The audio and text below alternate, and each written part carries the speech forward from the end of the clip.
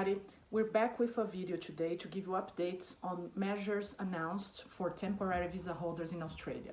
As you know, we posted a video yesterday trying to bring some hope to people out there who didn't have any idea or hadn't heard anything about if there would be any help to temporary visa holders in Australia, especially international students.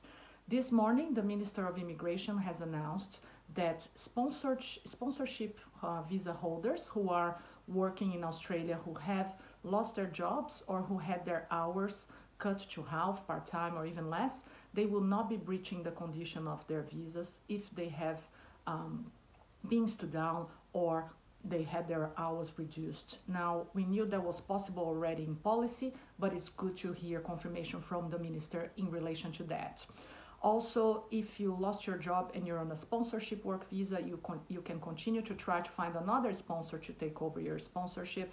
And we believe that the 60 days that apply there, there will be some room for flexibility there. There's no confirmation, but we believe that's the case. So if you're on a sponsorship visa and you're not working at the moment because you've been stood down or you're working reduced hours, you will still be able to apply for permanent residence at the end, at the other side of all this crisis, if you still have a job and your employer wants to nominate you. Now, for international students, we hadn't heard any news in terms of help or relief, but this morning the minister announced that students will be able to access their superannuation. So your superannuation is like your pension for retirement, where when you're working on the books, not cash in hand, working cash in hand, it's illegal. When you're working on the books, your employer makes a contribution towards the super fund, and you can access that when you retire if you're an Australian citizen or a permanent resident.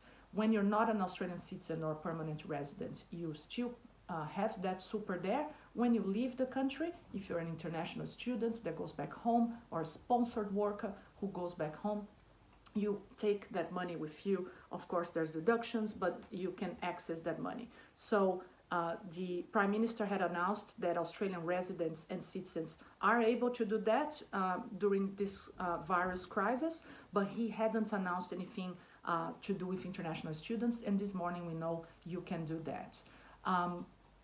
Lots of people will be saying, well, I don't have enough money in my super to support me for the next 6 months, which is the estimate time that the crisis will last, according to the Prime Minister, or you don't have any money in your super. So, of course, this is not going to be good for everyone, but at least is something. Something is starting to trickle down in terms of helping international students in Australia, and I think we should remain positive.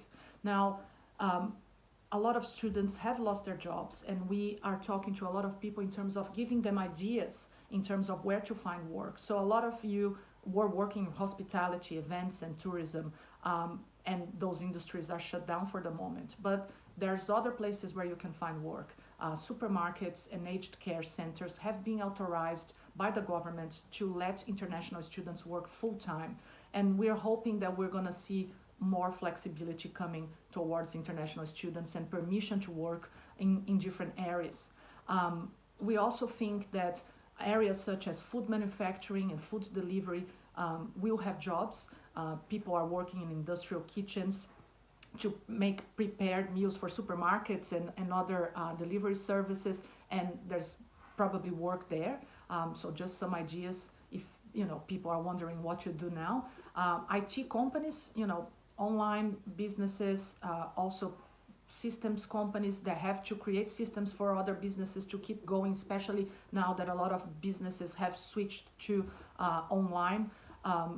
It's cranking as well. So don't give up. Try to look for work in different areas. Try to think outside the box, and please feel free to send us a message here on Instagram, on Facebook, or call us. We have set up a free hotline to, try to help you with what we can do best, which is give you facts and information and try to explain things in the best way possible. We also heard some changes for working holiday visa holders, and we're posting the link to the official pronouncement by the Minister of Immigration. So make sure you read everything. And again, stay positive, stay safe, and have a good weekend. Bye.